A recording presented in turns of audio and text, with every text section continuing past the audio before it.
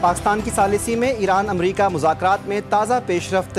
وزیر داخلہ محسن نقوی 2 روزہ اہم سرکاری دورے پر تہران پہنچ گئے۔ محسن نقوی کی ایرانی ہم منصب اسکندر مومنی سے اہم ملاقات۔ پاک ایران 2 طرفہ تعلقات اور خطے میں امن مذاکرات کے امکانات پر تبادلہ خیال۔ تہران آمد پر ایرانی وزیر داخلہ اسکندر مومنی نے پاکستانی ہم منصب کا استقبال کیا۔ انتہائی خوشگوار ماحول میں ہونے والی ملاقات میں علاقائی صورتحال اور باہمی دلچسپی کے امور زیر بحث آئے۔ ایرانی وزیر داخلہ نے جاری تنازعات کے حل کے لیے پاکستانی سیاسی اور عسکری قیادت کی مخلصانہ اور پرعزم کوششوں کو سراہا۔ ایرانی وزیر داخلہ نے کہا، ایران ہمیشہ سے امن کا حامی رہا ہے۔ ایران خطے میں طویل المدتی استحکام کے لیے پاکستان کی جانب سے کی جانے والی کوششوں کی تہہ دل سے قدر کرتا ہے۔ ملاقات میں 2 طرفہ رابطوں اور عسکری اور سفارتی تعاون کو مزید مضبوط بنانے کے عزم کا اعادہ۔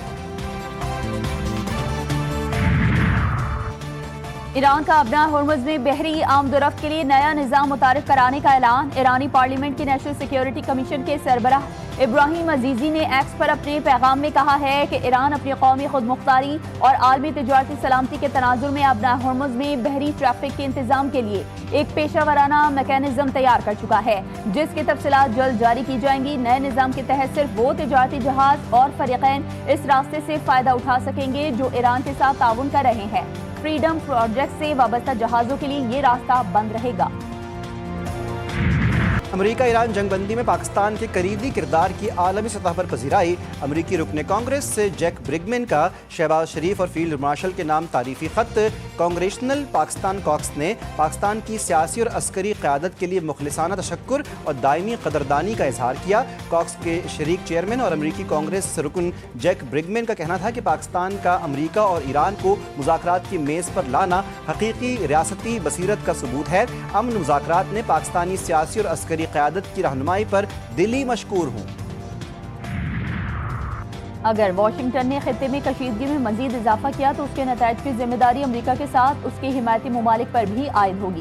اقوام متحدہ میں ایران کے مشن نے ایکس پر اپنے پیغام میں کہا ہے کہ امریکہ اپنے موقف کے حق میں زیادہ ممالک کی حمایت دکھا کر دنیا کو یہ تاثر دینا چاہتا ہے کہ عالمی برادری اس کے ساتھ ہے، تاکہ خطے میں مزید فوجی مہم جوئی کی راہ ہموار کی جا سکے۔ کوئی سیاسی جواز یا سفارتی تحفظ ایسے ممالک کو امریکہ کی جارحانہ پالیسیز کی حمایت، سہولت کاری یا توثیق کی ذمہ داری سے بری نہیں کر سکتا۔ یوم نکبہ پر لندن میں ہزاروں فلسطینی حامی سڑکوں پر فلسطینی پرچم اٹھائے۔ شرکا کا کینسنگٹن سے واٹرلو پیلس تک مارچ۔ مظاہرین کے فلسطین کے حق میں نعرے۔ دائیں بازو کے مظاہرین کی یونائٹ دا کنگڈم ریلی۔ 2 الگ الگ ریلیوں کے باعث مرکزی علاقوں میں شدید کشیدگی۔ پولیس کا دونوں مظاہروں کو الگ رکھنے کے لیے سخت حفاظتی حصار۔ 4000 سے زائد پولیس اہلکار تعینات۔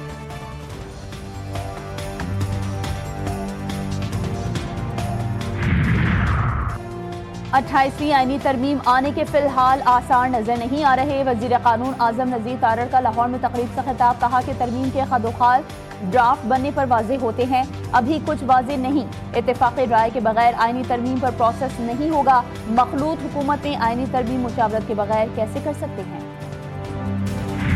ڈرگ کوئین پنکی کا 22 مئی تک جسمانی ریمانڈ منظور۔ جوڈیشل مجسٹریٹ وسطی نے جسمانی ریمانڈ کی پولیس کی اپیل پر فیصلہ سنا دیا۔ فلیٹ سے منشیات برآمدگی کیس میں ملیر کورٹ سے جوڈیشل ریمانڈ۔ ملزمہ کا سٹی کورٹ پیشی پر شدید شور شرابہ۔ چیخ و پکار۔ پنکی کا پولیس پر تشدد کا الزام، کہا کہ مجھ پر جھوٹے الزامات لگائے جا رہے ہیں، زبردستی بیانات دلوائے جا رہے ہیں، میرے ساتھ ظلم ہوا، خاندان کو نشانہ بنایا جا رہا ہے۔ 22 روز پہلے لاہور سے اٹھایا گیا۔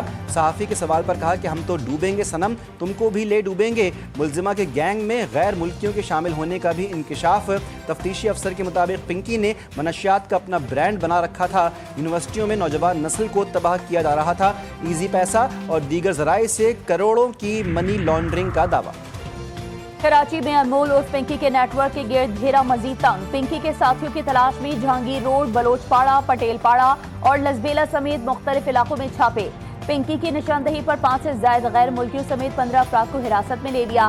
کرن اور بلیک اینجل کے سیاہ فام شوہر کو بھی حراست میں لیے جانے کی اطلاع۔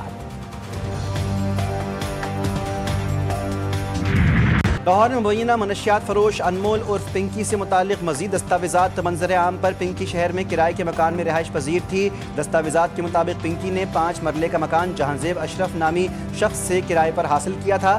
کرایہ نامہ 300 روپے کے اسٹامپ پیپر پر 11 ماہ کے لیے تیار کیا گیا۔ کرایہ نامہ پنکی نے اپنے نام کے بجائے طاہر نامی شخص کے نام پر بنوایا۔ چھاپے کے وقت مکان میں پنکی کے والدین اور 2 بچے بھی موجود تھے۔ گرفتاری کے بعد مکان کو تالے لگا دیے گئے۔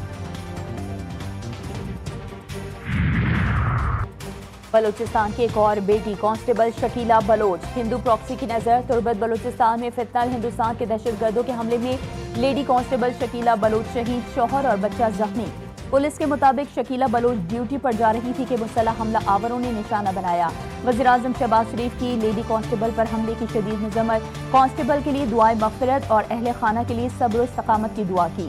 کہا کہ دہشت گردی کے خلاف جنگ میں شہیدوں کی قربانیاں ہرگز رائیگاں نہیں جانے دیں گے۔